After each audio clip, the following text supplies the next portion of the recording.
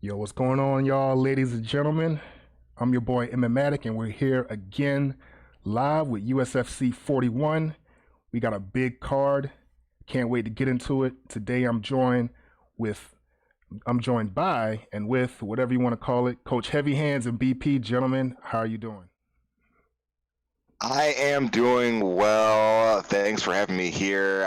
I couldn't be happier. Honored to be part of our 1 year anniversary USFC. BP, how are you doing? The same as you, man. I think you just named off everything I wanted to. I'm just glad to be here and glad to get the chance to work with you guys. Well, I appreciate having y'all. You know, I was in the booth by myself last time. It was rough, but I got some company now. I'm a lot happier. Emmatic is happy. This first joint we got going on, before we get into the two title fights, we're closing out our Gym Rivals event. This is the finale of Gym Rivals. For the past 2 months, the gyms have been going head to head, competing, fighting, gaining points, losing points. And today we have a showdown between the top two gyms. Basically, it's going to be a tug of war style battle. If a gym wins, they get a little point towards their end. And if they keep winning and they reach their goal, contest is over. And of course, if the other gym wins, the peg goes, the pendulum swings in their direction.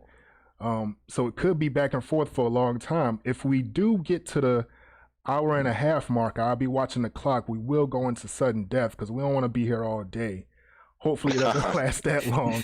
But we got Team Meta MMA versus Team Vulture Vision. It should be a good one, man. And how it's going to go is the first match looks like it's going to be between Silky NYC, who is actually our Stand to Bang champion, going up against Team Sticky, the owner. And because Meta MMA had the most points during the Gym Rivals event, they're going to be choosing the rules, and the weight class is going to be Stand to Bang. Looks like it's going to be in the bantamweight division. I think the guys are ready. So without further ado, man, let's go ahead and get into it. Coach Heavy Hands, man, what do you think about this first fight? I just had a spill, so I had an awkward moment right here. This is a super interesting battle here. Silky NYC, dude, I've never seen his stand up is truly amazing. I mean, I'm blown away. I don't know who to go with here because you can see it's tight. 6'5". These guys are pretty evenly matched when they're going at it. I personally think Silky's deep knowledge of the game. He's been here before. He's been under the pressure. We've seen him fire away at the best of the league's had. I think we're going to see him do it again today, but don't ever count out Team Sticky Fingers. He can bring the heat as well. I think we're in for a barn burner. What about you, BP? What you think about this matchup right here? Now, obviously, they fought 11 times. Silky has 6. Sticky Fingers, interestingly, has 5 wins over him, man. It should be 5 wins. That's crazy. It looks like they've been having good matches.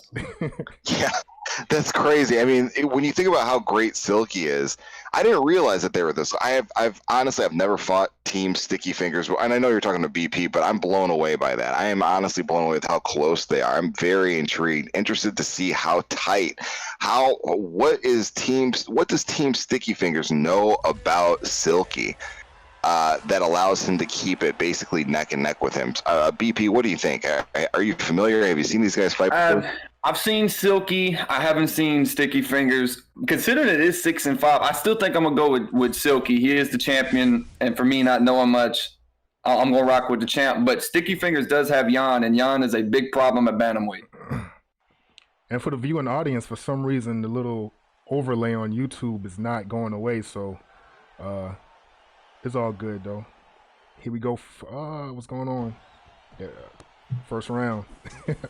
Yep, here we are. And it looks like Silky mistakenly chose a 5-round fight, so we're just going to go rock with it. But for the remainder of the fights, it's going to be 3 rounds in this Gym Rivals contest. But for this first one, Silky's the champ, so it's going to be 5 rounds. As you can see below, we got the Gym Rivals sort of meter below. So if Silky wins this, the little button is going to go in favor of Meta, and if Sticky can get this upset or to go in favor of Vulture Vision, and Sticky got an early rock impressively, man. They're going at it. They're going at it. They're going at it. I mean, this is what I'm a grapple guy. I mean, I'm not trying to talk about myself, but I grapple. This isn't where I ever find myself. And whenever I do watch intense stand-up battles like this, I'm like, how do these guys how do you live your life this way? It's constantly on the edge. I mean, you got, Piotr Jan can just take you out. Any one of these shots can rock you and change the fight. It's just it's just crazy. Look at that beautiful combo. Now, Piotr Jan is probably my hardest matchup I have in any weight division of any class in UFC 4. Piotr Jan is probably my hardest matchup to play against. Absolutely, I believe it. I believe it. It's scary, and I recently started using him a little bit more as I've been playing casually, and he's just so responsive, so powerful. The combos come out so clean, and you can see, with all that being said, Silky is still Rob Fontenot's. Look at that! Oh my god! That's why he's the champ of standing bang. Goodness gracious! Ooh. Wow, it's not looking good. Man, Silky got them combinations on a whole nother level. It's just amazing. Look at that spinning elbow. He hits him. I heard him yell, "Mama!" and he went. Look at that. He's up. What we got to talk about? What Sticky Fingers needs to do is circle out, circle towards that left hand. He's kind of getting lost in the. He's kind of getting amazed by the beatdown. Yep, very nice. Ooh, switch kick, drop. Man, Silky's combinations are phenomenal. It's just. He looks very comfortable. He's controlling the distance. He's able to back up when he needs to, and I don't think Sticky Fingers can, especially the little taunt right there. He's not controlling the distance right now, and that's that. Man. Wow. What a performance by Silky. You can't. That is just amazing. That Silky is one of a kind. That is not normal. No, that skill set is not normal. That's not you. You can practice hard, you can play the game a lot, but the way he reads these animations, the way he circles, he throws the right shot. I hate to speak so generally because he just does it constantly. He's throwing the right strike to mitigate any risk of you coming back and hurting him and doing the most damage to you, and he's doing it every time. It's amazing. Shout out to Silky.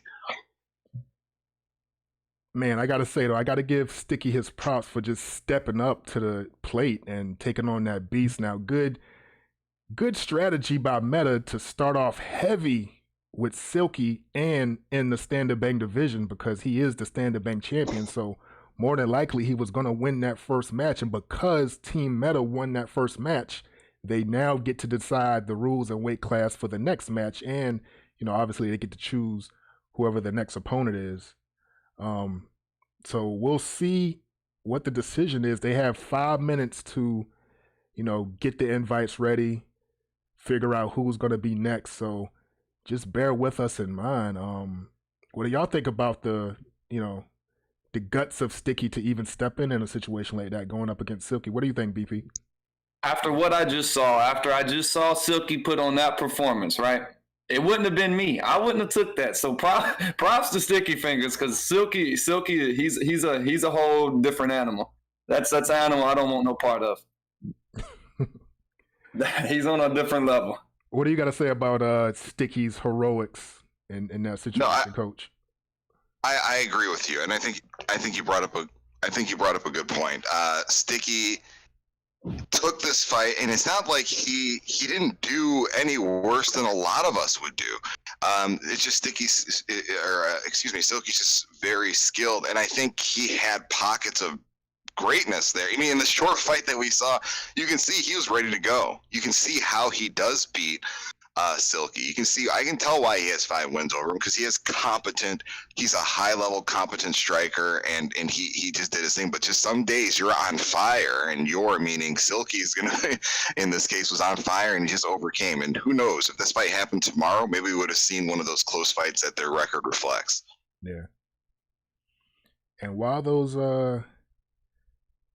while these guys situate themselves and figure out who's going to represent their team next, let's talk about the main event and the co-main event. And while we're Yes. there, the main event was supposed to be M King Prime defending his MMA title against number 2 Reese. Unfortunately, M King Prime had a family emergency to tend to, so he's not able to defend the title. Now, this is the last card of the second season, and going into season 3, all champions, everything will reset anyway. So what we've decided to do, and we did have M King Prime's blessing, is to still defend the MMA title, but it's going to be now between Reese and Mayweather. So one of these two gentlemen will go down in the history books as the final MMA champion of season 2.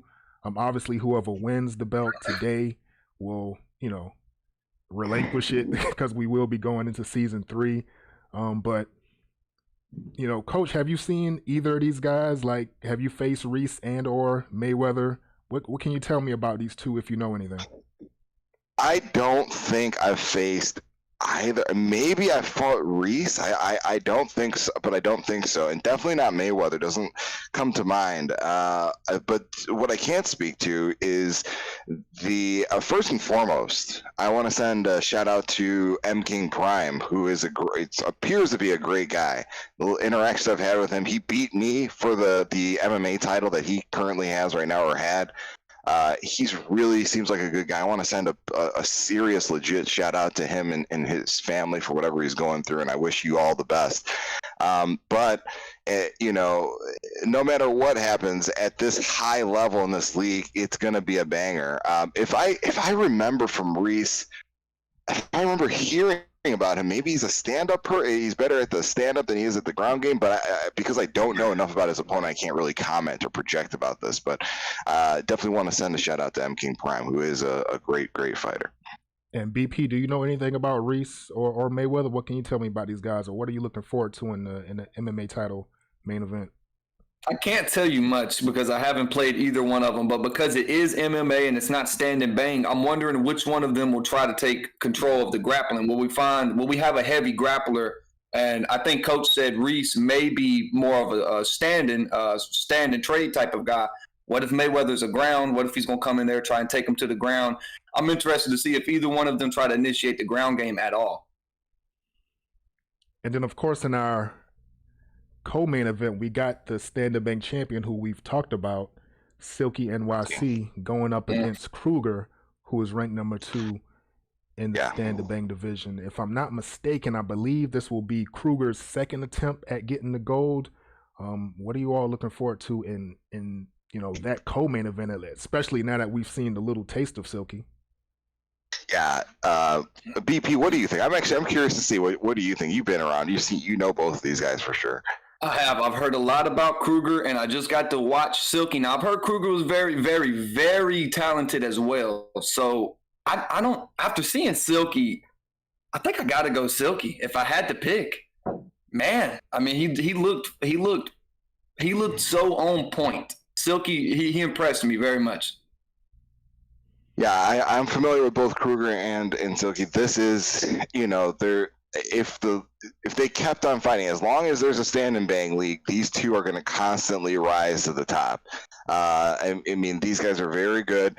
I will concur. I don't want to just hop on the Silky. This isn't we are going for Silky train here, but the guy's skills are so deep, and I've noticed with his fights, he almost won't allow a strategic. He doesn't allow you to breathe. He's going to impose his will. If he wants to put that pressure on you, he's gonna put that pressure on you and force his style of fight onto you. We've seen him lose in the past. I think Hisoka, if that's who had taken it a couple of times from him, but he learned, overcame, came back and imposed his will again. There's something strange about Silky's game, about his ability to read his opponent, throw those right shots. He's so intelligent, and also takes away his opponent's ability to choose what they want to do on the feet.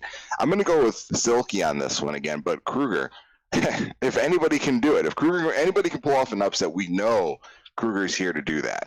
That's essentially all I've heard about him. They said if there's two top guys, because I was asking around a couple of minutes, I was sending some DMs and I was asking who's the top two guys in stand and bang, and everyone was saying Kruger and Silky, and everyone's telling me if somebody's gonna beat Kruger or if somebody's gonna beat Silky, it's Kruger. So I'm interested to see it now. Yeah, it's an exciting fight. Yeah, we shall see. Those guys are figuring it out. I will say this, man. Like I'm not that great in the grappler division. I heavily favor stand and bang, and I watch these guys like Silky, like Kruger, like Ahsoka, and I'll be like, all right, if they can do that shit, I can do it too. And then I get on and I get my ass bust. So it's not pretty. And they just make it look so effortless and so easy, and it's something to behold, man. It really is. When you see what these guys do, and go ahead, look, it looks simple sometimes. Sometimes it looks like they're just standing there and throwing these shots, but the game, EA UFC 4 and the whole series doesn't work like that. Of course, you've got combo queuing. These guys are planning out these shots. They're anticipating. You can't use head movement to react. You can't, a lot of the times you need to predict. You need to read patterns and get ahead of your opponent, kind of know what they're doing. Silky is extremely adept at doing this, and it's beyond practice. It's beyond just grinding out this game. It seems like a natural skill some people have to do that, and that's why stand up will never be something for me. Just solely stand up. That's not me. I'm going to end up right next to you in the hospital. And I think I signed up. Set up. Sorry to cut you off, but I was I was looking at the wrong stream link, but looks like they're ready. In the second fight, we got Rockro Man versus Rave Colors, again in stand and bang, and this time is in the lightweight division. Now, do any of you gentlemen know anything about these two individuals? I've heard of Rave. That's all I got. I've heard. That's it. And so that's a problem. I wish, and it's a little bit too late now, I wish I would have had a little bit more, I would have set aside a little bit more time to dig into some of the guys I haven't ran into personally a little bit more. But we are going to, I'm sure, you're at this stage, you're on the main event, you're on the card, you've done some things to get here. I'm sure we're in for a banger. And I'm eager to see what we're going to get into here. Dustin Poirier versus Justin Gaethje, always a heck of a fight. This was a classic fight even in UFC 3. I used to love this war. Now these guys have never fought, at least that's what it's looking like in the head-to-head numbers. They were both at 0, so should be a surprise for both of them. Let's see what they got. Now I have heard of Rockro Man. He's pretty well known in the community. He's not that active in the USFC. I believe he competes a lot more in other leagues. Personally, I don't know him to be a stand and banger. I thought he would have been a grappler, but they made the decision to go with stand and bang, so they feel pretty confident in that decision. So we're gonna see how it goes. And nice leg check right there. Mm-hmm. Yes. Ever since Poirier's got that buff, he has been dangerous. So if Rockro Man can use Poirier the way I've seen other people use him, it's down to be a banger, because any fight with Justin Gaethje on the feet is going to be amazing, typically. I do notice that he's standing in orthodox with Justin, or Dustin, Poirier. That's an interesting choice. I mean, that is an advantage because Dustin Poirier has such great leg kicks. That you're taking away. There he goes. He switched it back to. Looks like he went back to southpaw. Dustin's natural stance. He should take it. You'd be looking for Dustin to throw that leg kick to that lead leg. Use those straights, because we know Dustin Poirier has that. I think it's like some laser perk that makes his straight strikes a little bit more effective, a little bit more accurate. Justin Gaethje, of course. I always mix up these two's name. I hope. Man, in that first fight between Silky and Sticky, their names were so similar. I was like, all right, make sure I'm saying the right name. Right. This is these guys are, they're staying close to each other. It's a pretty smart. Ooh, nice combo by Justin Gaethje. 1-2, 1-2. He's starting to let them combos fly. Yeah, he's definitely starting to let those combos fly. Nice. One thing I'm noticing though, nice leg kick from Justin. he's throwing a lot of his combos while he's moving forward, and I tend to do that too. That takes some of the pop off of those strikes. Ooh, some of the pop off of those strikes. If you can plant those feet, because I mean, Dustin Poirier is sitting in the pocket. He's just sitting there waiting for to kind of get hit. There you go. So now I don't want to say this is a must-win for Vulture Vision, but if you look at the bottom, if Meta gets this win, they have one more, and contest is over, man. If they get these first 3 wins right off the bat, like, good night. Losing this fight, it puts Vulture Vision in a little hole that they got to climb back out of if they lose this second one here. Yeah, back against the wall for sure. If they can't bring this home, but it's not over yet. We're in the middle of the fight right now. End of the first round. I gotta say, guys, I'm gonna give that to Dustin Gaethje. Had probably taken that one. I gotta be honest. That was Dustin Poirier, excuse me, got that one. Don't comment on that mess up. Hey, I didn't say nothing. I was gonna let you do your thing. Yeah, I feel like Poirier won that. He did get the leg rock as well, checking that rear leg kick from Gaethje. So it's looking pretty good. But they're both not in. They're neither one of them's in a bad position by no means. But it's looking like Poirier has a little bit of momentum behind him. Absolutely. But when Gaethje stops and plants and throws them strikes, when he plants his feet, he's had good success planting and ripping them strikes. So I'm curious to see if he does more of that. He's got to. It's the way he can. I mean, he can really change the fight. Not that he's once again he's not. It's just that Justin Gaethje's power is just incredible. I mean, if he throws that uppercut, maybe I'm looking for an uppercut, left hook. I mean, a little bit more action to the body. These are all things that I can improve on, but it's just when I see this type of fight, that's ooh. How did he even pull that? How did he get that one off? Man, I do want to say this is why I'm so glad to have gentlemen like you in the booth with me, because y'all can. Ooh man! What a combo by Dustin. Rockro man putting it on right now. Got the drop, head rock, body rock. Ooh, another head rock. You know, I get frustrated with those body shots, man. I feel like the hooks and digs to the body is a little OP. Ooh. Oh man, what a man. What a performance by Rockro, man. That was a great second round. I'm standing up right now. Rockro, that straight. Ooh, man. Oh my goodness. Pulled the hook and landed it right on his chin. Lights out immediately. I mean, look at I wish we can get a replay of that, because the position, it was as if he knew the hook was coming. He knew he was out of range, and that right hand pop right behind the ear. The animation was clean. I mean, that's a rare. Let me not trash EA UFC 4, but that looked beautiful. I mean, that was really, really clean play. That was a lot about distance management, stamina management. One thing I kept my eye on was Dustin Poirier, a couple of times, Rockro man, excuse me, a couple of times did let his stamina fall low. So he was throwing some combos. I think he was trying to do that damage, trying to show that he has those hands, and let his stamina slide, but he calmed down. He wasn't letting his stamina dip as the fight progressed, and he saw Justin continued to make mistakes, kept throwing out of range, and he saw it, boom, clipped, and that was a beautiful end. Shout out, well-earned victory. That was an exciting fight. And like we were saying earlier, now Vulture Vision is in a hole, man. If they lose this next one, it is a wrap. So this next pick is going to be crucial. We're going to see who they go with and see which next two gentlemen they choose to come up to bat. But man, it looks like it's going to be a early night for Meta and Vulture Vision if this next one goes in Meta's favor.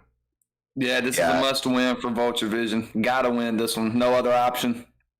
But let's just say that, could you imagine that we are at the the beginning. We are at the foothill. Let's say we're at the whatever the word is when you're at the bottom of a mountain, you're about to climb it, and you're about to see Vision MMA make this great comeback. What if we're about to witness this right now? What if these guys come back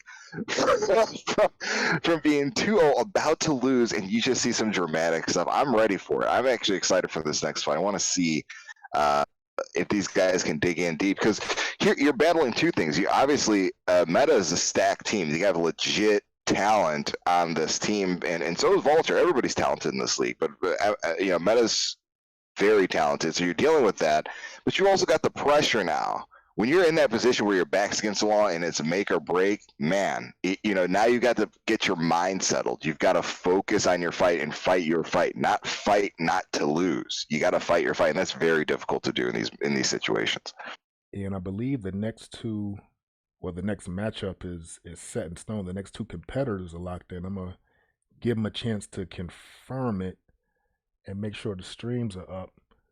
But yeah, man, when I came up with this idea to do this like tug of war style thing, two things was going through my mind. I was like, okay, it can end very quickly and one team can get 3 wins right off the bat, or it can go back and forth and it be like this never ending pull push sort of situation. So yeah, looks like Vulture Vision is gonna need a miracle if they can, gonna pull this one off. But anything is possible, man. So this is a very crucial win or go home moment right now for Vulture Vision.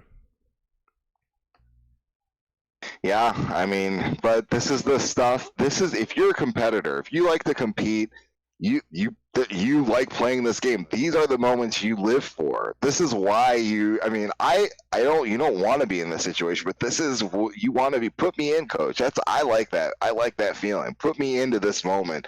Let me shine. Let me try to help when we are at the brink of defeat. Put me in. I want to take the shot at that buzzer beater, and that's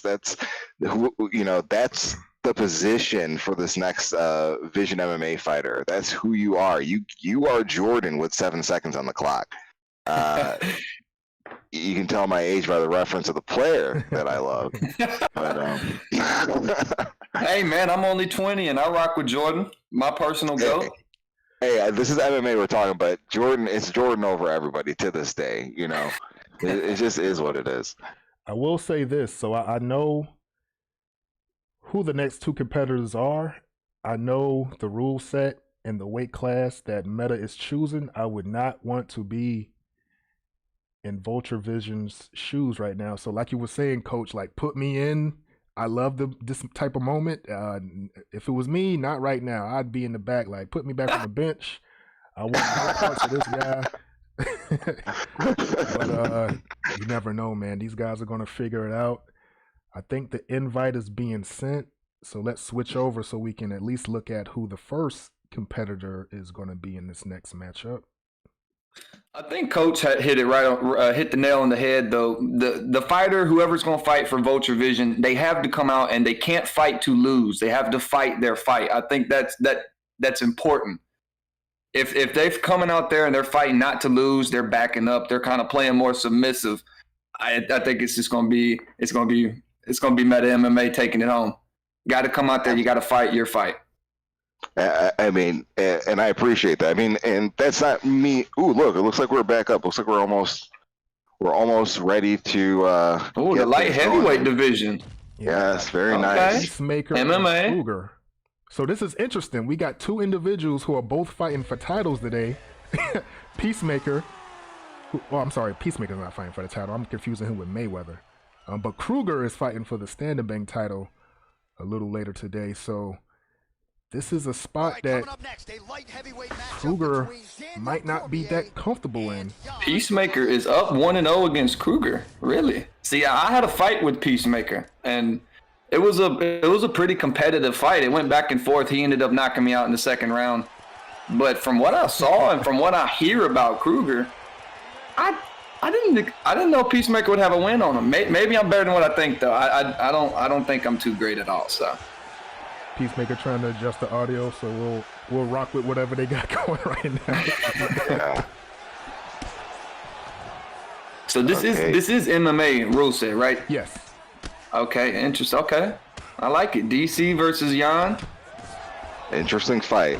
Very interesting fight. We see the clinch right away. Yeah, right away. Good denial by Kruger. Yeah, stuff. Good stuff. Now this is going to be super interesting. I mean, right away we're seeing on the back foot, pedaling, backing up with Piotr Jan right off the gate. It's not Wait a minute. Jan Blachowicz. Oh, I'm sorry. Jan. See, I thought they were referencing one of the other fights, and then Oh my gosh. Oh, wait a minute. We got to stop laughing. DC just got a drop. Wait a minute. Yes, DC just dropped him. Yes. Hand me the Geritol. My brain's slipping. Okay, well that's a good sign, good early sign for Peacemaker or DC, whatever you want to call him. That's a great sign. He's winning on the feet so far, and he is DC, so you know he's going to want to grapple at some point. He's already shot for an early takedown. If I'm Peacemaker, I'm feeling pretty confident right now. I know. I would have been feeling confident just based on my ability to push Jan back. You know, you can tell by the beautiful uppercut counter. Beautiful lead uppercut, and then Jan would not allow the follow-up kicks, but then Daniel comes back and says, no, we are going to go to the ground. Nice. Good denial. Nice. Hold him in side control. Okay, this is Peacemaker is feeling very confident right now because Jan is not a slouch off of his back, but of course DC is a beast in this position. This fight might stay here. Yeah, this fight could stay here. So okay, he gets in the sprawl. That's a dangerous thing. Mm-hmm. Dangerous way to go. When you get into that sprawl position, it's rare, especially when you get against high-level fighters like this. You don't often want to just transition right away. These guys they know it's coming. It's like muscle memory. You want to see Kruger here. He's done flipped the position. Now he's on top. Got his back now. Yeah, 1 minute left in this first round. I wonder how sweaty Kruger's palms are right now, man. Like, the controller would be slipping out of my hand right now. Man, I relate to that way too well. I understand. This is interesting. Oh, look at the stamina. Note the stamina, though. That's what I've been paying attention to as well. You know, Kruger's he might have taken some shots. He's been dropped, but he's very... Beautiful right hand lands by the Peacemaker. So Peacemaker came out to fight that first round. Look at that uppercut counter. Lead uppercut lands flush on his chin. He was standing there. He saw it coming. Look at this. Look at that. There was no follow-up. He knew that was going to land. He saw it in an opening. Just a perfect read. Boom. So, Coach, you know, this is an MMA fight. We're going into the second round. If you're Kruger, what sort of adjustments are you going to try to make here in the second round, knowing you got dropped, knowing you got rocked, and knowing you're not in your comfort level, like you would rather be in stand and bang, but it's MMA right now. What will be going through your head at this moment? Is that I have to stop backing up. That's what would be going through my mind is I cannot, even though I've been dropped, my tendency, I have to fight the urge to back away, and you're seeing it. I don't want to get behind these double black lines. Look what happened right away. He went right back behind the double black lines. And we're not dissing Kruger here, but it's what might happen to me. When you feel the pressure of the moment, you feel overwhelmed, sometimes you do this, and you can't. He's got to try to maybe even use his clinch. Clinch DC, stop these hands from flying. Maybe even try to get a takedown of your own out of that clinch. Yeah, I mean, Blachowicz, he implemented a good ground game against Adesanya in real life, so it's not like he can't grapple at all. But if I agree with you, he's got to stop backing up. And if I'm him, if I'm losing like this, I'm probably going to try to pressure him, try to force the takedowns out of him. That way I can deny him if I see him coming. And you see Kruger starting to step up. He's starting to push forward here. Look at that.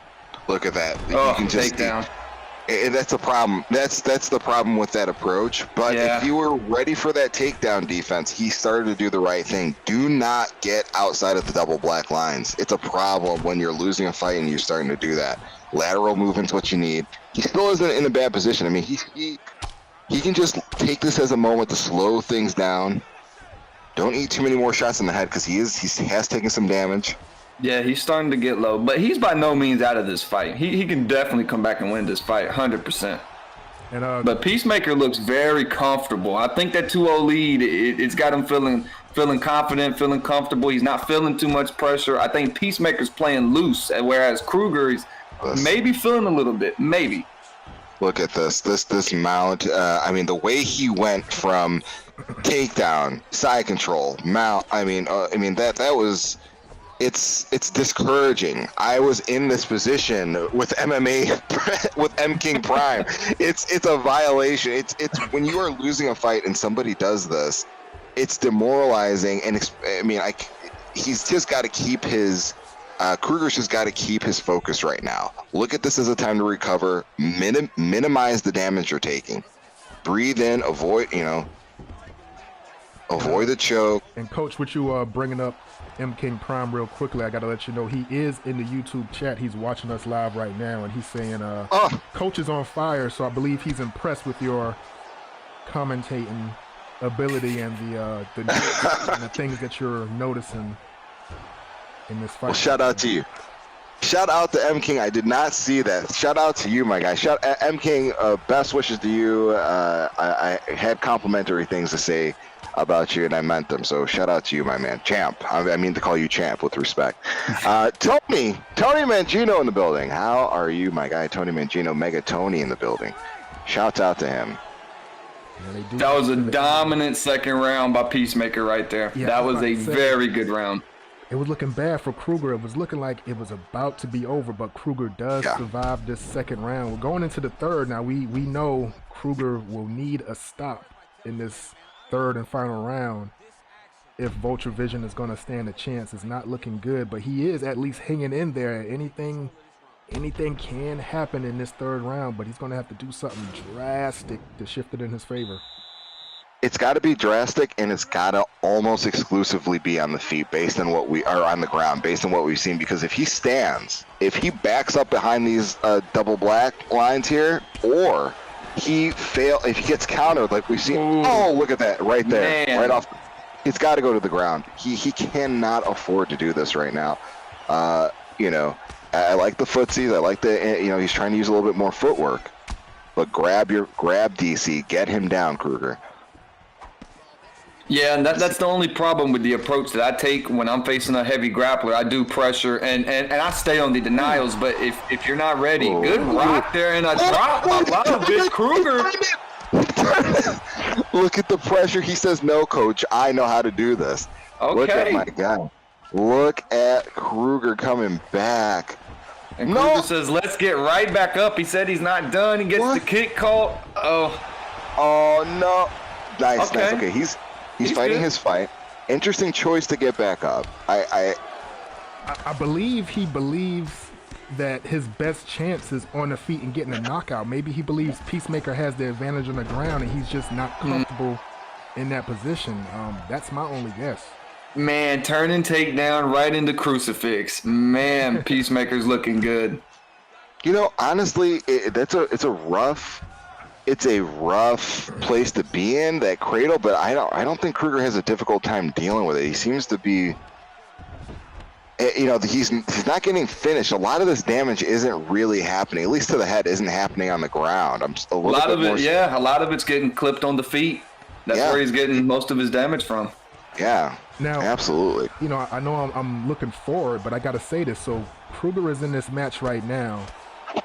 If he loses this fight, the next fight is going to be for the Standard Bank title, him and Silky. So what is his mindset if he loses this fight and immediately has to go into another fight for a title? Is his ego damaged? Is he demoralized? Is he looking for a rebound? So he's going to be on fire? Like, I got to think about the mindset of a guy who is looking like he's going to take an L. Still a minute left, so something dramatic needs to happen. Yeah. Oh my God! DC with another rock on the feet. Peacemaker's looking great. Oh, look at what. But okay, so here's an opportunity. DC's stamina is so low. If there is an opportunity to end this fight right now, Kruger's not out of it. Kruger's not out of this. If that stamina, This is a great fight.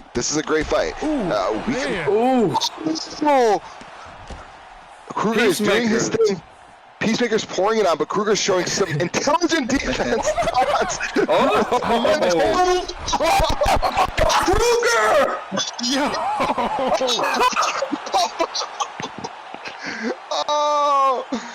Oh man, you can't make that up. Yo! That was goodness. Amazing. What just happened? Do you remember, Attic, when you were asking how his mindset could be? Oh, I guarantee you he's on fire right now. Oh, he's ready. What a performance by Kruger. Oh, my goodness. Bringing the dude. You remember that there is nothing. I'm telling you, that was a put me in coach moment that we were talking about before this fight. That was put me in coach. I don't know. We got to see. It was under a minute. I believe it was around 40 seconds. Oh my God! It was very clutch. You guys got me standing up. You guys got me out of the couch running around here. My wife looking at me talking about where's Leaders. It made me stand up. Man, that overhand, gone. Man, what a comeback by Kruger. My daughter was taking a nap. I done woke her up screaming. So now Vulture Vision they don't have their back completely against the wall anymore. That gives them some wiggle room now. Yeah, Meta MMA is only up 1. Yeah, so now that the pendulum, obviously Vulture Vision is still behind, but because they won that last match, now they get to decide the rules and the weight class for the next match. So we're going to see what these next 2 selections are. And, kind of like I was saying, with Kruger if Kruger were to have lost that match going into his title fight, what would his mindset be? But now, getting a comeback win like that, what do you think that can do for him going into a title fight? Obviously not next right now, but later on. Oh, in my opinion, Kruger's going to be fired up. He's going to be ready. And then he doesn't have to worry about the takedown either because it's the stand and bang title. Oh, Kruger's ready. In my opinion, he's lit up. He's got a fire. He's ready to go. Great. Yeah, I concur. I agree. I mean, nothing much. Well said, BP. Nothing else needs to be really said. And just to address your question, before he made what could have been one of the biggest comebacks I've ever seen in the USFC card, you were saying, what was his mentality? And I was thinking, well, maybe he went into this card just preparing for this Silky fight. Maybe he prioritized his title fight and said, look, I'm going to just focus on the stand-up. And maybe that legit was his approach because he finished this fight on the stand-up. I mean, he showed such – when that stamina was low for DC, I was saying this could happen because DC, he exposed himself with that. He was clearly drained. He was clearly tired. And, boy, got clipped and it got hit at the wrong time. Oh, my heart rate's still up. That was awesome. I'm glad I got to see that live. Yeah. Thank you, MMA Addict, for letting me be a part of this. I'm glad I got to be here now. Goodness gracious. Fight, that was a banger. Nice. It was looking bad, like extra bad. Like I was planning the funeral for Vulture Vision. And he had the guys he texted those guys that carry the casket. They were at the front door. They had the casket. They were dancing. They had the, it was a wrap. It was over, and he just came out. He said, "No. One foot's in the grave, but I'm gonna bring the other foot out." That was beautiful. I am so glad Peacemaker did not look that flawless when we played because it wouldn't have went 2 rounds. It would have been 1 round. Goodness, he looked great, but Kruger. I mean, it's kind of like a movie. Your team's down, you lose, you're out. You got a minute left, and you come back, you find a way to win. I mean, that was very much like a movie. So shout out to Kruger. What a performance! Way to stick in there. That's really what you nailed it. That's what makes these leagues so much fun. Competing online, even so much fun, is you have those moments where you are, and that's why we like watching MMA. It's the fight. It's literally watching people fight, overcome odds. There's nothing like it. There's nothing like a comeback story. Nothing like an underdog. Not even an underdog. Someone that's out of the game, getting back into it, and man, you're seeing it on multiple levels. In that fight was like an encapsulation. It encapsulates what we're seeing in this Camp Wars. Back against the wall, last round of the fight, boom, comeback, and Vision's back was against the wall, boom, comeback is afoot. This is exciting. Yeah, so not only are they got a little bit of wiggle room now, but they have a little bit of momentum with that win, because I'm assuming that had to fire up more than just Kruger. I mean, that had to get the whole team in a different mindset after seeing that.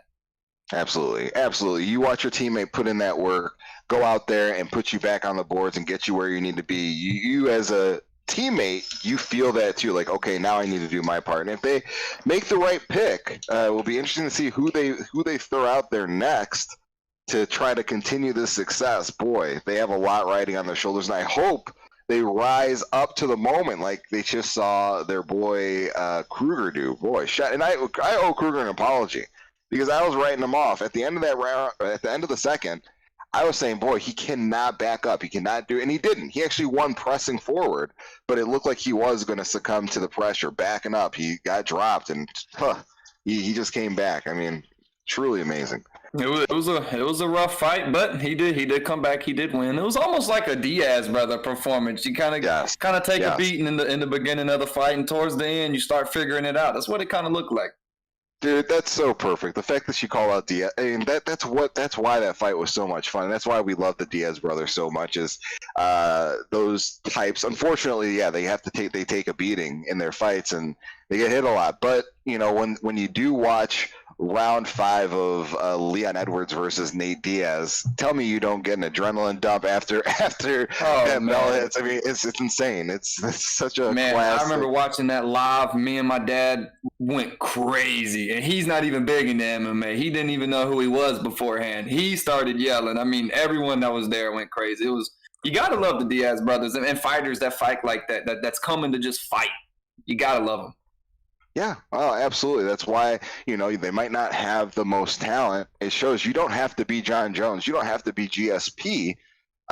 You can get the crowd behind you. You can get people rooting for you no matter what. Nate Diaz, you know, if I'm not mistaken, Nick Diaz hasn't won a fight since 2010.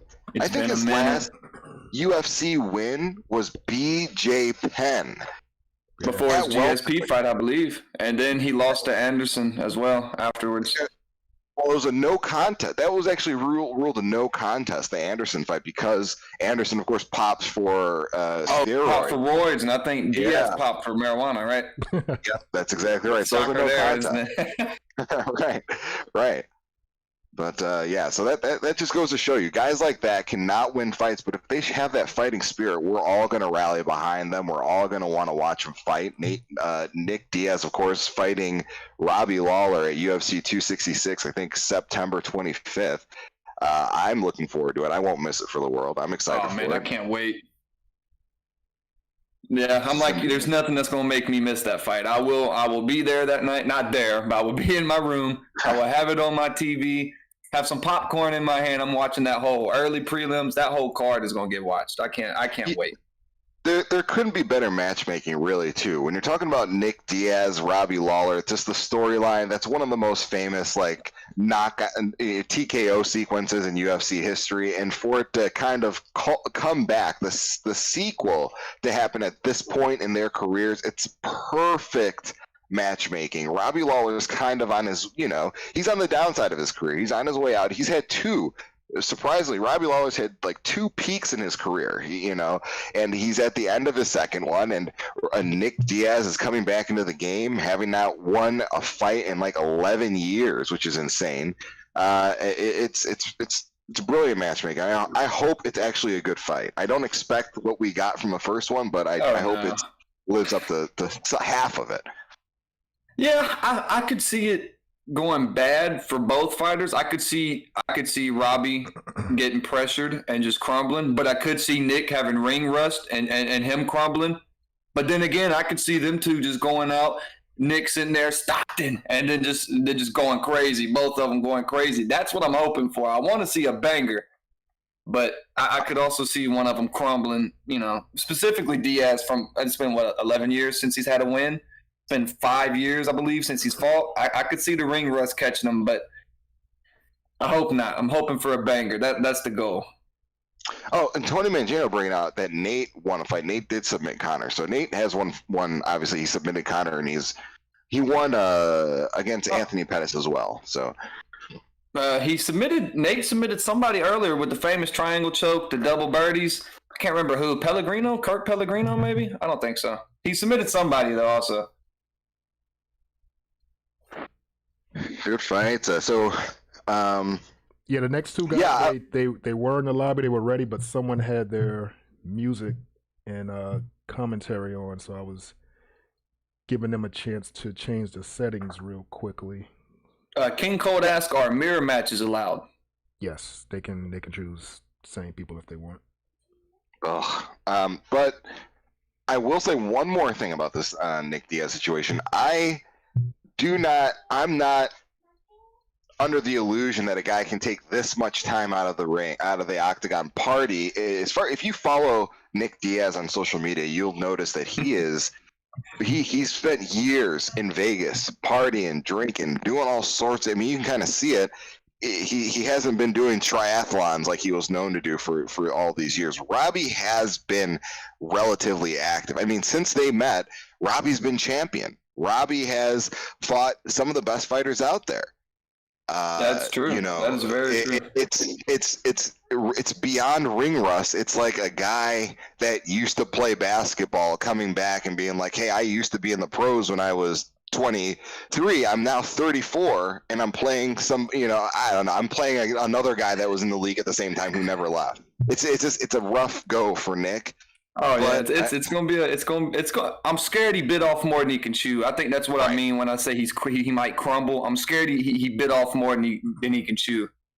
Granted, it's Nick Diaz. He thinks he's the best in the world, probably in his mindset. You know how them boys think. So maybe he's gonna come out there and not miss a beat. Just start stopping, slapping some people, throwing the birdies. Then again, it may not be there. He should have took maybe a tune-up fight. Never know. I guess that's what makes everything fun, though. You don't know. Got to watch to find out. Now, I'm just looking. Now, sorry, go ahead. I was going to say, while we wait for these guys to get it set up, Coach, I got to ask you, what are your plans for season 3? You did lose that last fight you had with M. King. Yes. You seem to have taken a little break from competition, at least here in the USFC. So I did. What's up with you season 3? Are you coming back? Are you taking a break? I did. I fell back not only after I got out of I paid my hospital bills after my beating from M. King Prime. I also lost to Leon Stoltz. I also lost to Leon to a decision to him. But, I've fallen off. I really, even in those, not the M. King Prime fight, I was as good as I could have been. I gave him in all 3 of those, he beat me at my very best. I stopped playing afterward. I mean, I really just slowed down. I've been playing a lot of other things. For season 3, I do want to make one more go. I'm going to try to get back in the gym one more time and try to get my grapple game back up and try to get back in there. I want to make one more go. This is inspiring me, I'll be honest with you. And it looks like we're getting things kicked off right now. Now, don't get confused. So King Cole is meta, but he is in the blue corner for this one right here. Okay. I just don't want to confuse the audience. So you see, I don't even know how to pronounce that guy's name. AAWLR. I'm not sure how to pronounce it. I always say Aller. I don't know. I do too. That's how I hear it. That's how I say it whenever I see him in Discord. But this is interesting. So we got Jiri v. Jiri. Anybody gonna take a shot at his last name, or are we all agreeing that we're just gonna call him Jiri? I'm not gonna say never tried it in my life. Right. I wouldn't even try, but eventually I'll hear it enough times and get it. These guys staying cautious. Yeah, interesting strategy so far. Feeling out process. Looks like they're finally getting into it after a minute. They're starting to throw.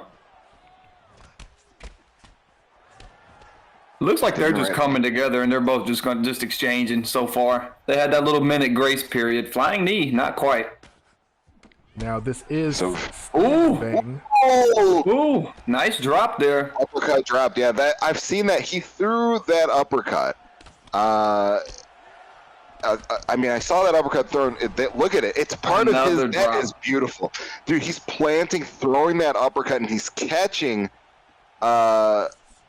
His opponent as he's coming in. I mean, that uppercut is the gold. That uppercut is key in this in his stand-up game. Look at this. I almost want to see if he's going to pop it again because there's an opening there. There it is again. Right when you called it. It is interesting. That overhand, dude. This is some clean. It's almost mean-spirited. His stand-up approach. I mean, King Cold is coming in, getting in your face, and telling you to do something about it. And right now, oh man, what an overhand! Right now, it's looking rough. Ooh. This is amazing. My. Like we had a slight freeze just now, but we're back. Now, I could be wrong. So this King Cole guy, I believe he used to be called Frieza MMA. Maybe I'm confusing two individuals, but it kind of makes sense going from Frieza to King Cole for the DBZ fans out there. There you go. Yeah, I would. But I'm not sure. I'm not 100% sure. I may be telling a lie right now. If you're in the YouTube comments, let us know. Is King Cole Frieza MMA? Wow. Dude, this is insane. Man, this is that was a dominant win. I'm gonna tell you, King Cole's that stand-up style. I appreciate, and no disrespect to anybody, but I appreciate that methodical. I mean, the shots he was planting was basically, or he was throwing, was just like, I know your stamina's low. I'm hitting you with these thick, hard shots when you're at your weakest, and I'm calm and I'm confident. It looks so realistic. It's almost like a sim style of fighting, and it looks just mean and nasty. I love that. Great fight. Shout out to King Cole. Now, again, that was a win for Team Meta. Hopefully, no one was confused by the blue corner winning that fight. That was a Meta win, so we do get pegged closer to the Team Meta goal, the red corner, the red goal. Good stuff. Great knockout in the first round to King Cold, perhaps maybe formerly known as Frieza MMA. We're not sure. I don't know. Maybe, you know what? I'm gonna just stop saying that in case I'm wrong, because I may be making myself look real stupid right now, but yeah, good stuff. So we'll see who Meta goes with now that the ball is back in their corner. Yeah, that's not good for Vulture Vision either. You had just got your back off the wall. You had just got the win, which lets you pick the weight class and the rules, correct? Yep. That's how that works? Yep. And now you lose. Meta MMA goes up 2-0, and now they get to choose the weight class. They get to choose the rule set. You're right back in that position where you need another Kruger. You need another Michael Jordan moment. You need somebody to come out here and, like Coach said earlier, don't fight to lose. You're fighting your fight, and maybe they could make another run at it. But Meta MMA is looking pretty good right now. Hey, I'm not counting out Volt. I'm not counting anybody out after what we experienced today. By no means. I'm excited. This makes me excited for this next fight. Who's gonna have their comeback moment right now? You know, Kruger is he's on a rocket ship still. He's got to feel great right now. No matter what happens in this camp, or the fact that he was called upon in the moment of need and came through.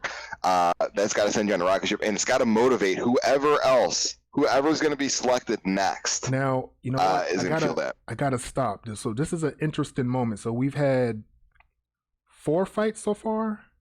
Is this our 4th or is this our 5th coming up? I think this Meta has won 3 and Vulture has won 1. So this will be our 5th fight. Okay, so we're in an interesting situation because when I laid out the rules of this Final Gym Rivals event, I said that if you don't have 5 fighters, you do forfeit a win once you get to wherever you stop. So for instance, we just ended our 4th fight.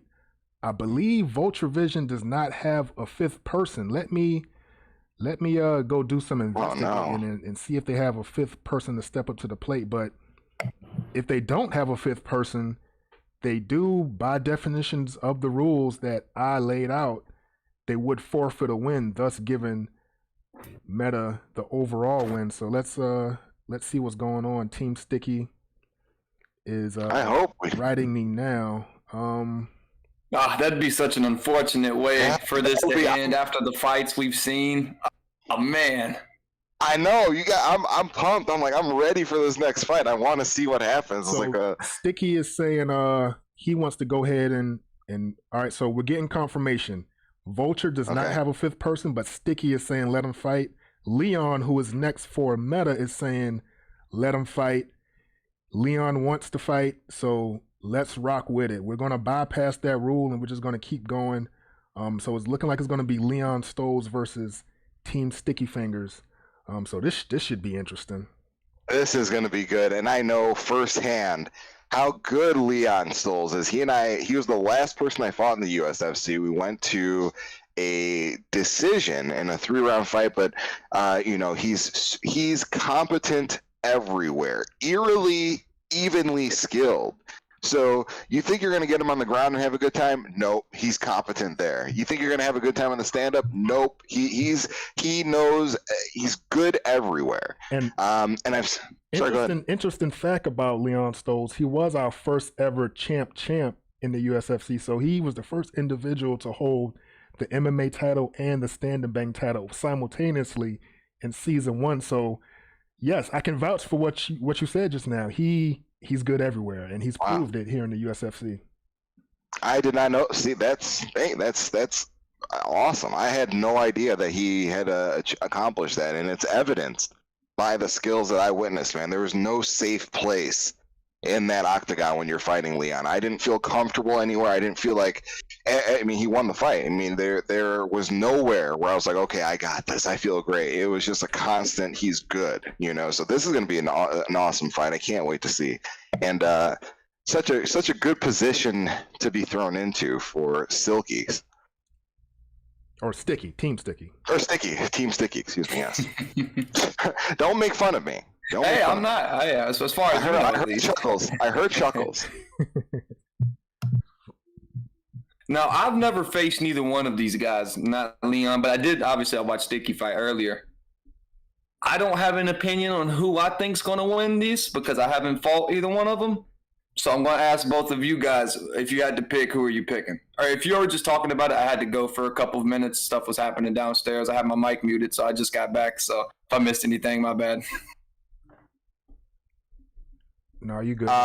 No, go ahead, Coach. No. Please, Please go ahead, MMA.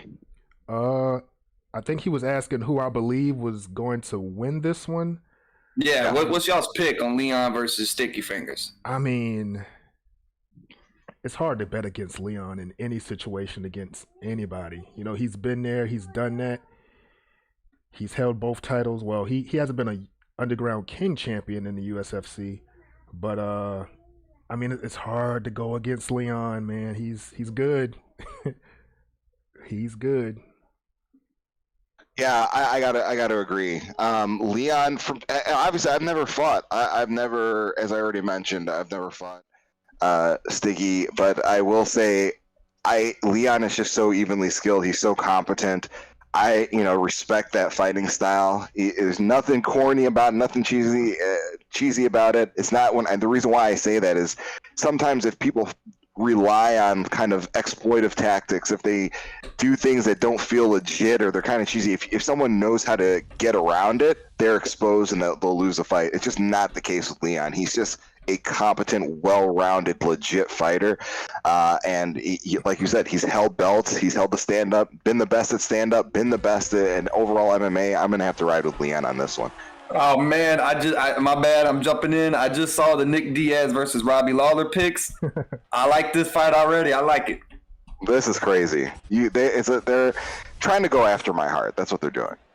Now, I gotta admit, my daughter has woken up, so if you hear some stuff in the background, if you hear some hey daddies or banging, that's her. So just bear with me, y'all. I'm doing the best I can. I'm a single dad this weekend. Gotta pray for me. Shout out to you. Putting in that hard work. And shout out to the daughter, by the way. I mean, I'm not gonna lie, I'm excited. I am. I'm excited to watch this. Especially after y'all talking all this about Leon and he's using Nick, my favorite fighter. I can't wait. Yes, this is gonna be fun. Oh my lord, he's putting the pressure on. Already gonna drop. Oh my goodness.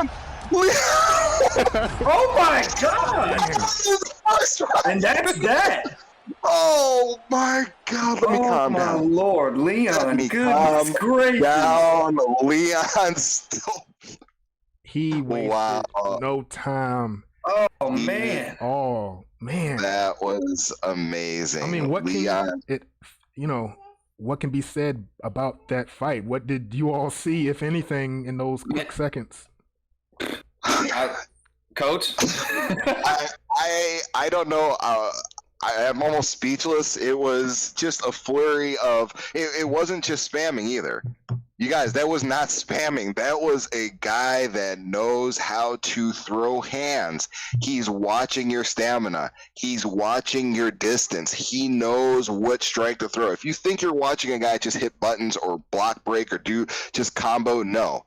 This guy's super intelligent. He's super competent. One of the most well-rounded fighters I think I've ever bumped into, maybe outside of M King Prime. I mean, shout out to Leon. I thank you, Leon, for the entertainment. That was thank you, buddy. That was awesome. That was awesome. This turned out. This could have been. I'll be honest with you. With the structure of this kind of gym war, this could have been long, arduous. It could have been a boring affair if people weren't bringing these heaters. But this was. I could have gone for more. I could have gone for a little bit more back and forth. I'll be honest with you. This was 100%. This was a lot of fun. Yeah, No gym war thing. It was a lot of fun. It was definitely a risky idea. I did not know how this finale was going to play out. A lot of organizational coordination and cooperation in the background. So I got to say, big up to the two gym leaders. Big up to Sticky. Big up to Leon and Peacemaker, who were helping sort of coordinate things in the background. Big up to the competitors for sending links and sending invites, because it's a lot of stuff in the background. There's a lot of mechanics going on behind the scenes trying to get these guys together, especially with a structure like this. It's not just an individual one-on-one, ahead of time who you're facing, like days in advance.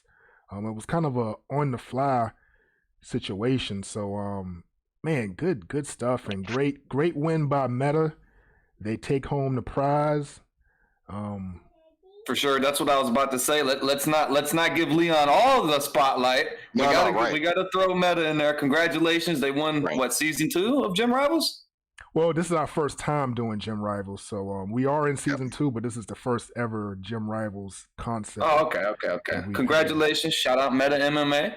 Yeah, shout out to Meta. That's a huge deal. Meta, the whole team came together. That was an excellent performance. But I do want to say to Vision, dude, Kruger, shout out to that. I have to go back, dude. I admire that performance so much. Even though Meta MMA won, these were some clean. Great fights. I kind of think that MMA felt the confidence coming into this. Kruger, I still think, had almost like the performance of the rival event. And I hate to say that, even though we're giving light to MMA, it was just when you are down that way and you find the heart to win, you gotta love that. I want to give a special shout out to that fight. But overall, great job to Meta MMA. I'm thoroughly impressed with everybody today. Great segue, because Kruger is up next in this stand and bang title fight up against Silky. So like you said, great things from Kruger in the match during the Gym Rivals finale, but can he take that? Will he take that, to this title fight? So we're going to find out. Those boys are going to settle it. Should be a good one, though. Yes, this will be a good one. This is, it's almost perfect how it worked out that we got to see a little bit of Silky in the Gym Rivals match, and now we get this, and we saw some Kruger having a phenomenal showing there, and now we get to see them both kind of clash here. It couldn't have worked out better. I mean, this is exciting stuff. What would have been ironic or unfortunate or whatever word you want to come up with is if they somehow ended up facing each other in Gym Rivals, and now they're facing each other again. Now, luckily, we didn't see anything like that. Now, obviously, if they would have fought earlier, the title wouldn't have been on the line.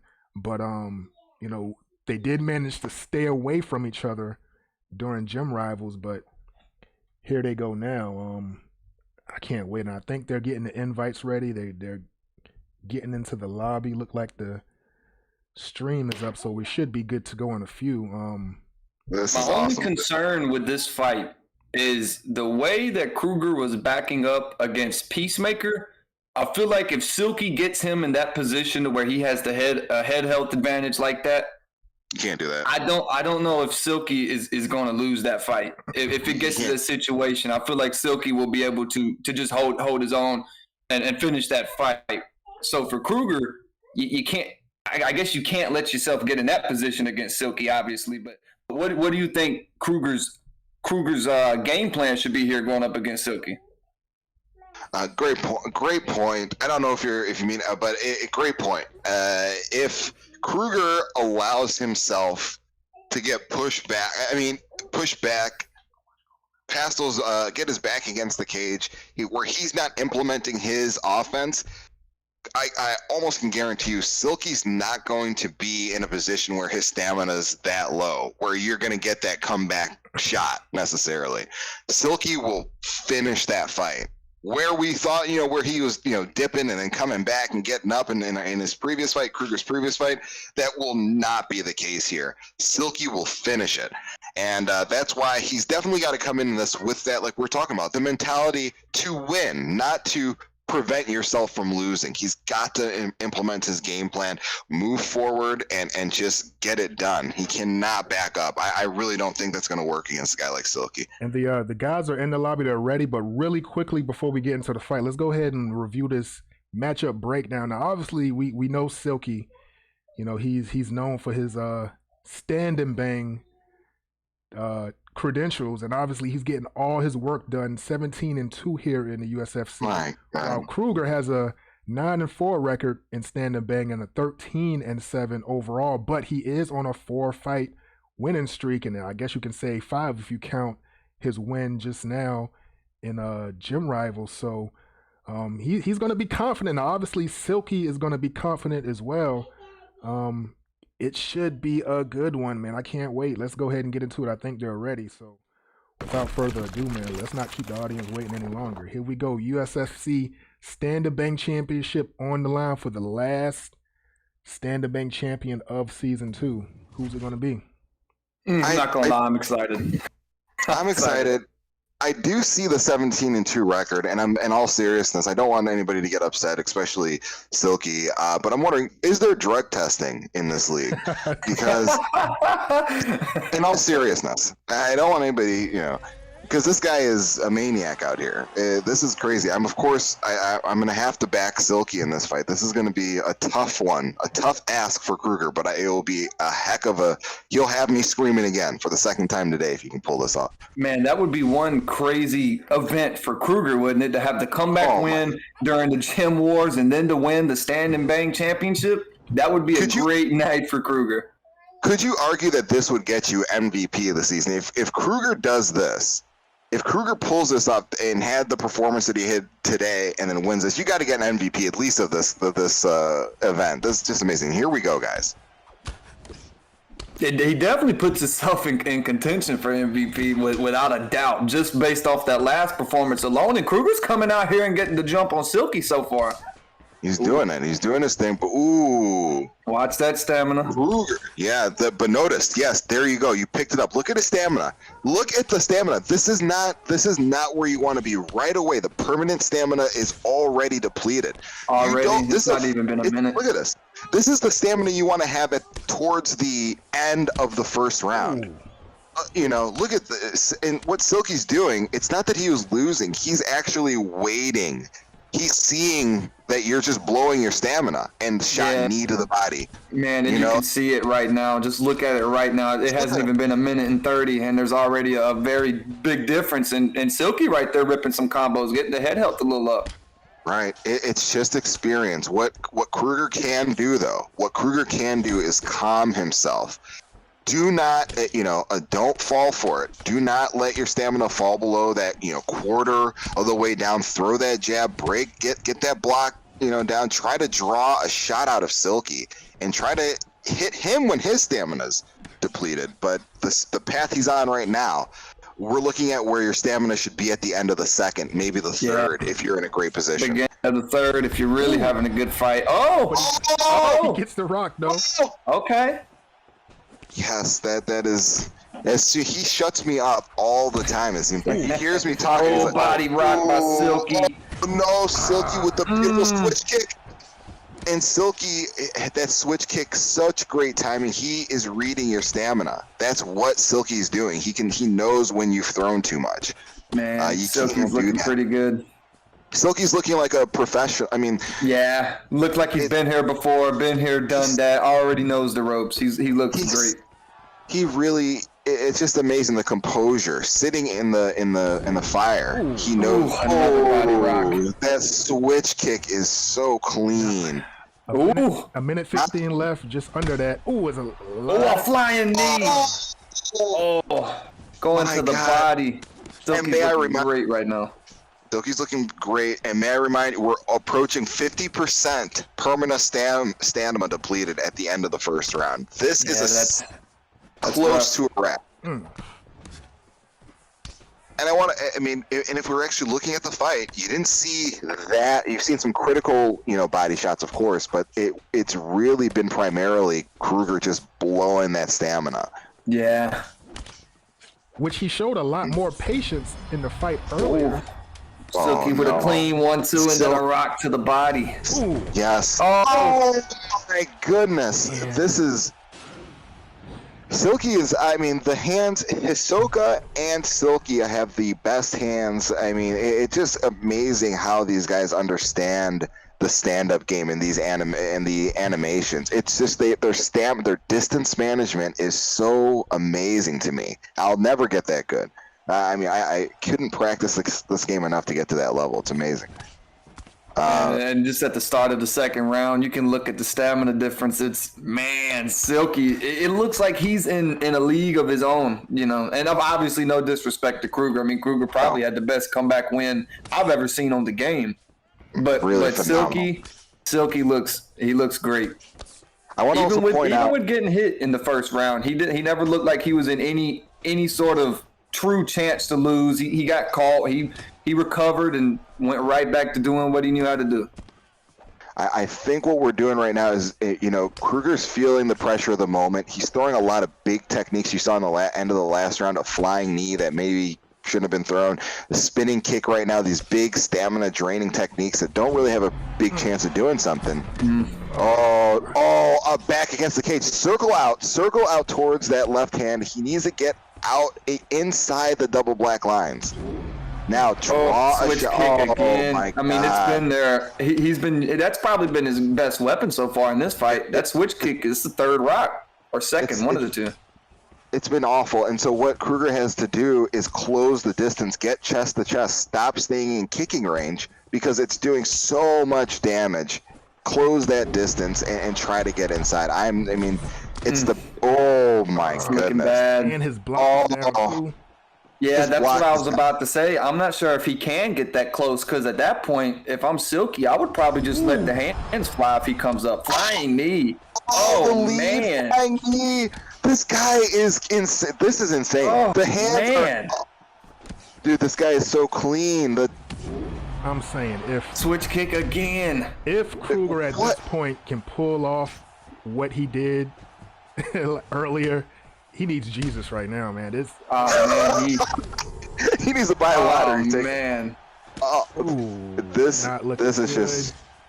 Yeah, it's looking rough for Kruger. Oh, another switch. Oh man. Like, what kind of chin does Masvidal have? Yeah. Shout out to Masvidal, though. Street Judas, and there he goes. Oh my God, baptized and now traveling to the land of wind and ghosts via Kruger right hook or right straight. That was a beautiful display of skill. This is high level fighting right here. Shout out to Silky. Props to you, my man. That was beautiful. And Mayweather did call it before the fight. I saw it in the YouTube chat. He said he had Silky. He was not wrong. Silky's a hard bet to go against to be. Yeah, especially after seeing that. Goodness gracious. Shout out to Silky. What a performance. He really did. Silky really showed it off, and that's impressive stuff. And I think Kruger could have benefited. There's always woulda, shoulda. I'm sitting here on the comfort of my couch and not fighting a stand and bang fight ever in my life in this league. But if he didn't blow all that stamina up front and just try to get more of a read, we would have seen a longer fight. Kruger, that Silky is not the one to do that with. You cannot throw wildly out of range, big techniques that don't have a chance to land. That's not the man to do that against. Yeah, Silky looks very clean. It looks like everything he's throwing is with a purpose, and that's the best sort of fighter that I like to watch when I watch people play UFC 4 is people who's throwing shots not to break your block or not to spam, but people who's throwing it with a purpose. And it looks like everything he threw had a reason behind it. He had some sort of game plan he was going after. I mean, he broke the head all the way down, had the body very low, he had the block very low. He just dominated that fight. It was very clean. It was glad I got to watch it and commentate with it with you guys. It was a fun fight. Now, hey, right here, yes. Now, before we get into this fight preview for the MMA title, let's go ahead and look at the MMA rankings. We should have looked at the Standard Bang rankings before this previous fight, but we didn't. But it's all good. We're going to take a look at the MMA rankings to see where everybody's at here at the end of season 2. Obviously, M. King Prime is still the champ. He's getting, quote, stripped once this next fight takes place. But we do have number 2 Reese against number 3 Mayweather. We see where everyone else is at. Coach, you're still holding it down at number 7. Looking forward to your comeback in season 3. But this is kind of how we're wrapping it up in season 2. It's been a very fun season and I'm interested and excited for this title fight. A great opportunity. We're going to have a new champion. Like I said earlier, they're going to be, quote, stripped because this is the last card of season 2. But a great opportunity for both of these guys to claim the belt right before the end of season 2. So what would be, Coach, if you were in this position for a title shot at the end of season 2, what would you be thinking right now? If I were coming into this end of season 2, and I know there's going to be a reset, I'm not going to let the pressure of the moment. I keep saying that phrase, but I'm not going to succumb to the pressure of the moment. I'm going to go out there and try to finish this fight with put a exclamation point on the end of this title reign. Or get this belt with an exclamation point and say, hey, I know that there's some weird circumstances as to why I'm fighting for a belt here or why M. King Prime isn't involved, but I belong in this moment. I should have been here anyways. That would be my approach heading in this if I were a replacement for M. King Prime, or if I were, the guy that should have been fighting him. That's my idea, especially at the end. Everything's going to be reset. I'm going to just try to make my mark, go out there full blast. Because, hey, if I lose, it would have been reset anyways. And I do got to say, yes, it will be a reset, but how I did it at the beginning of season 2, I'm gonna do the same thing for season 3 is if you were a champion going into season or towards the end of season 2, you get 100 points, starter points, I would say, in season 3. And if you're in the top 5 at the end of season 2, you get 75. And if you're 6 through 10, you get 50 points to start off season 3 with. So there is something on the line. Although it's a reset, although you, quote, get stripped, there is something that you can take with you in season 3. So what would you be thinking, BP? I don't know. See, I've never been towards the top 10 or any of that in the USFC. I'm not quite that good. So if I was there, me personally, I would just be happy to be there. But for them, as competitive as they are, I'm presuming at least, them 100 points probably mean a lot to both of them guys. I'm assuming they want to start off at the highest as possible. That of course, that would mean a quicker title shot. You're higher in the rankings. I'm assuming this should be a pretty big deal to these guys. And then, we could take a look at their records. We got Reese, 8-4 MMA, Mayweather, 7-3. They're obviously pretty closely ranked, 2-3. It should be a good one. I don't want to talk too much because those guys are in the lobby and they're waiting. So let's go ahead and get into it, man. Our main event of USFC 41, Reese versus Mayweather for the MMA championship. Let's go! I can't wait. This is crazy. At the welterweight division. Okay. Dude, this is high level. This is what we were all here for. It's a shame that we Robbie didn't get Lawler. Wow. Another Robbie Lawler. Didn't mean to cut you off there. Just surprised. No. Yeah, no, I'm surprised by that pick as well. But I respect it. This is going to get dirty. And again, while we get into this match, I do got to say again, big up to M. King Prime, who was gracious, in the dialogue that we had with each other yesterday. He's going through some things. Wish him and his family the best.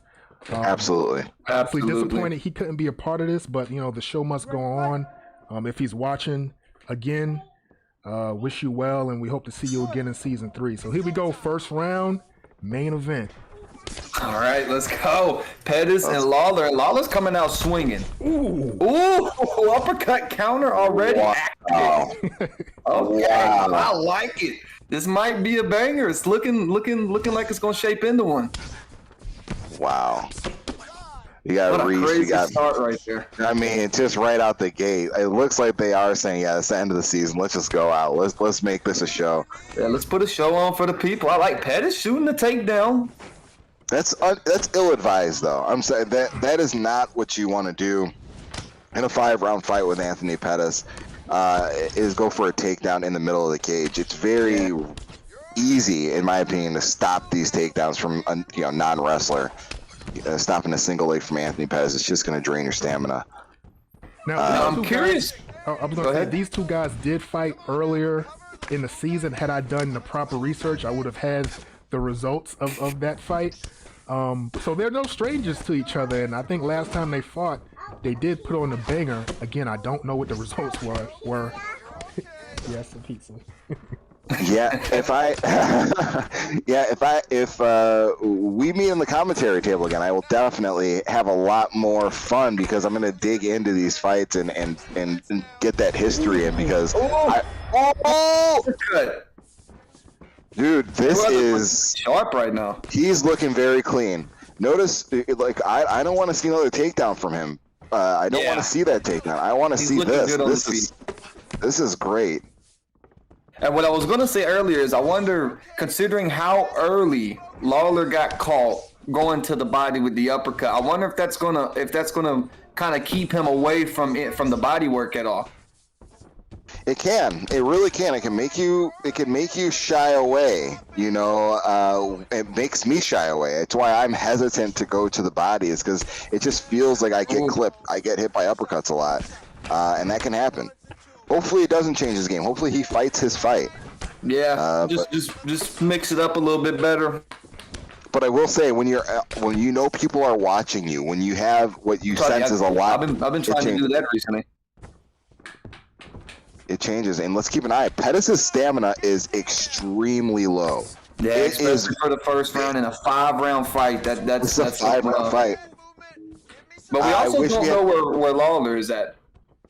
We don't know for a fact, but look at how he's striking. A lot of his strikes are coming. He's very methodical. Reese is being calm. He's throwing when his feet are planted when he's throwing most of his strikes. No disrespect. Please don't take disrespect when I'm saying this, but you're seeing Pettis moving and throwing a lot. Those strikes don't hit as hard, and they're not as efficient. Right now, Reese's stamina is probably looking pretty darn good. That is the third axe kick he's done through. I like it. Yeah. I like it. Put a show on. Look at that. That is the dangers of going to the body. That is it will make it's a scary thing to do, but the payoff is real. The gas tank is real. Oh, for sure. Started round 2, and like Coach said, anything that I say or any of us up here say, no disrespect, obviously.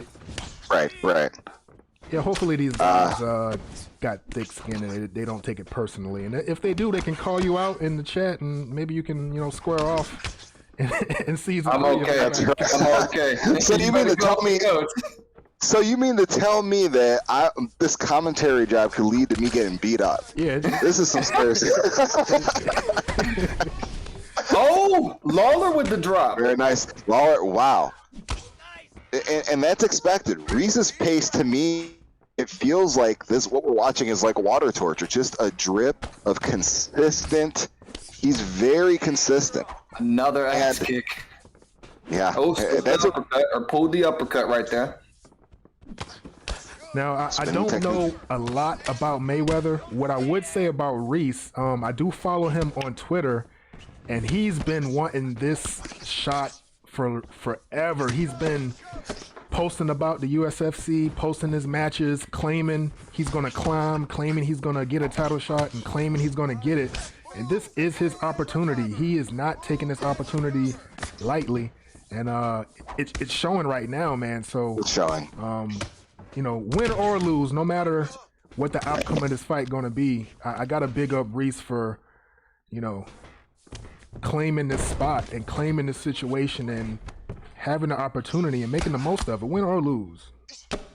Yeah, shout out to speaking what you want into existence. This guy, if he had the goal of getting here, he's now living it, and he's living up to the moment. This guy's fighting like he's also, like, he wanted to get here, but he's fighting like he's been here before many times. He's very composed. Even in this situation, you can see Pettis has the advantage on the ground. We need to give Mayweather his due. He's maintaining control of Robbie on the ground, but you're not seeing Lawler flip out. You're not seeing Reese lose control and spaz out and transition recklessly. He's kind of just intelligently defending, rolling back into guard. Let's see what he does to try to get this fight back to his feet, because Anthony Pettis is competent. He's strong on the ground. Robbie doesn't want to lay on his back here.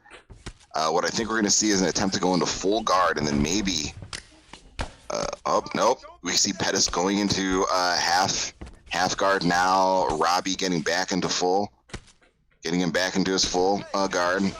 Pettis, I'm shocked, agreeing to stay into Robbie's guard a little bit. Now, every time he's postured up. Go ahead. No, you go ahead.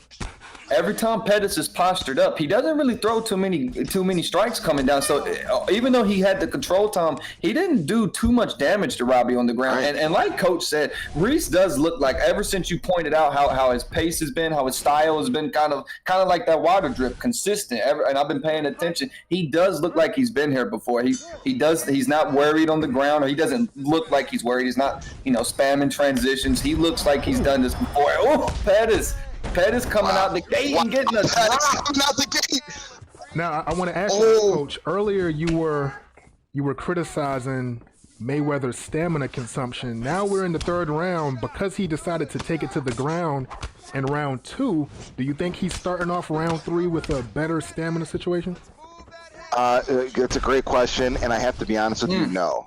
His stamina looks low. I mean, keep in mind, this is his stamina recovered from the most recent round. We're less than a minute in to the third. Oh my goodness. We're less than a minute into the third. And his stamina is very low. So I think he's behind the ball. He could do well with getting another takedown and doing exactly what he did in the last round again and get himself back in the stamina game. Look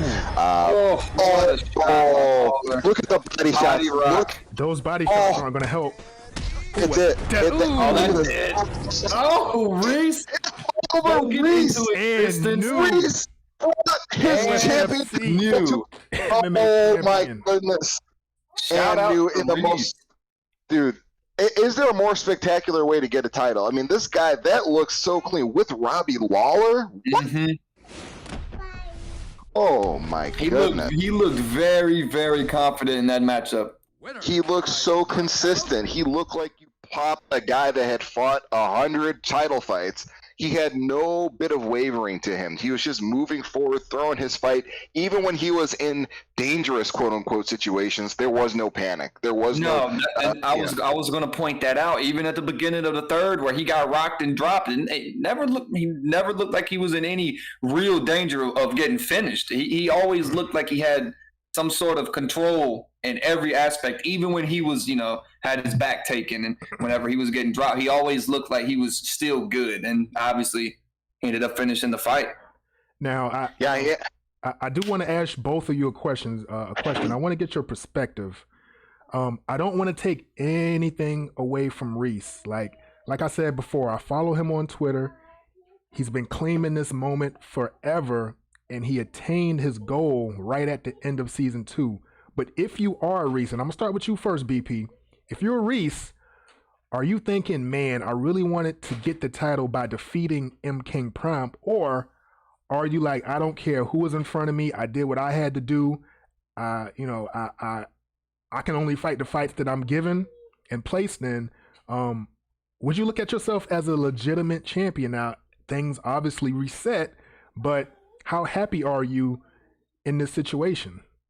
Well, had similar things happen in real life with basketball, where I was hurt in one game, and then the next game I wanted to play a specific player who was top of our region, and I wanted that matchup, and I just could never get it, and that's something I still think about to this day. Now UFC 4 is obviously not that deep, but if you're Reese, you're definitely thinking, I wish I could have beat the top dog, but for Reese, if I'm him, I'm thinking I beat Mayweather. I have one more person in front of me that's stopping me from getting that title, and that's M King Prime. So going into this next season, if I'm Reese, I'm thinking I'm the top dog. I'm the guy that's going to take out whoever's got the belt, and I'm going to hold it. That would be my mindset going into this third season. I would definitely be confident, but I'd have a little chip on my shoulder from the fact I didn't get to beat Prime. That would definitely be something I think about. Now, he is obviously, like I said before, going into season 3 now with 100 starter points in the MMA division. Ask that same question to you, Coach. What would you be thinking if you were Reese? Are you disappointed that you couldn't do this moment by defeating Prime? Or are you just looking at it like, whatever, I got the title, I ended season 2 on top, I'll take it how I can get it? Now, it's a great question. I'm going to answer that from my perspective. Reese should not take this as how I believe he should feel, but with my mentality, I'm not gonna tell anybody I'm the champion. I'm not gonna leave that and say, hey, I'm not gonna wear that belt, because M King Prime was the champ, and so I have a Justin Gaethje interim champion mentality where I'm throwing that belt on the ground and saying, look, this is what I can do. I'm coming for you next season, M King Prime. That's where my mentality would be, is I showed you I'm the best of the rest, but I do want the king for the next season. That's just where I'd be coming from. But he needs to take a moment and enjoy the fact that he put on a great performance today. He fought so well. It was so clean. I'm not saying he shouldn't be proud of himself, but we should acknowledge the fact that nobody's beaten M King Prime. Nobody has stopped him. After he got his title belt, he never lost the belt, and I'm sure Reese internally is thinking that as well. That is the champ, and we gotta, and that's who my sights are going to be set on. But now go ahead. Sorry, go ahead. I don't know, but if you're on this topic, I want you to go ahead. All I was going to say is, with all that said, with all that perspective, I'm sure they're going to see each other in season 3. This isn't over for M King. He's going to be back. Yeah. Reese is going to be back. Mayweather's going to be back. Coach, you're going to be back. All these top guys are going to be back. It's been a great season 2. I look forward to season 3. And for the folks who are still watching, we will be taking a break. We'll take a 1-week break from competition while we get things set up for season 3. We're going to sort of, just relax a little bit, take a look at what we got in place, see if we need to make any improvements as far as what we got going on in the USFC. But what were you about to say? Before we go, MMA, I gotta say, you have to be. I know. I think M King Prime went on the event that I was on. He pointed this out, and I said this to you before the stream. You didn't seem to hear this compliment. You didn't seem to register how great a job. And somebody in the comments even pointed out, said they've never seen this before, and they're blown away with what they're seeing. It's the most professional thing. This is legit. It's crazy that there aren't more people in the MMA, UFC 4 community that are drawn to this. This is the best organized, greatest presentation, most fun league I've ever participated in. And I want to give you a big thanks for the time, effort, energy, annoyance that you have to put up on with the supply us all with this good time. So shout out to you for doing that for us all. This is a blast. I appreciate it, man. I 100% agree. Just let me jump in. 100% agree with everything he said. This has probably been my favorite league I've had the chance to work with, and I haven't. I've only been in the community for 2 to 3 months, so I haven't been into a lot. But this has by far been one of my favorites to work with, and working with you has been very cool as well. So, like Coach said, thank you for even giving me the chance to come on here and do this with you guys. I go back to the old school. I'm old. I go back to the UOC. I've been playing since THQ games, bro. And I mean it when I say it. So I have some experience, and I agree. BP it's really good stuff. But I'll let you finish, MMA. Enough glorifying the president. I like to consider myself a somewhat humble guy. Like I appreciate the praise, but all I do is give you all a platform to fight. The league wouldn't be anything without the participation from you all. So I'm just happy that, you know, we have a place for you to showcase your skills. We're not the biggest league out there. We're not the most recognizable or well-known league out there. And I'm happy with that. I love the place we're in. The people who know. And, you know, the people who want to compete here, they compete. People come and go. People leave the server. It is what it is. I don't have hard feelings towards anybody or what anybody has to say. Like, you know, at the end of the day, this is just a game. It ain't that serious. You know, I'm just here to give you all a place to showcase your skills. And I do got to say, thanks to you all for stepping in on short notice and coming into the booth with me. I really appreciate it. You gave some great insight on the fights, a lot better than I would have been able to do by myself. So just thank you two for taking out the time in your days to hang out with your boy and talk a little UFC 4. Hey, my pleasure. It was so much fun, and I hope to do it again in the future. It was a blast. Likewise, this was a lot of fun. Anytime you need some help, hit me up. I should always be available. Cool, man. Appreciate it. And I'll let the community watching know again, this is the final card of season 2. We will be taking a week break. So we'll be back in a couple weeks to start off and kick off season 3. It should be fun. I'm looking forward to what's in the future, and I'm looking forward to some scores being settled, some rematches being made, and it should be fun. And with that, Emmatic out, USFC out. Again, gentlemen, thank you. And, thank you. That's going Thank you.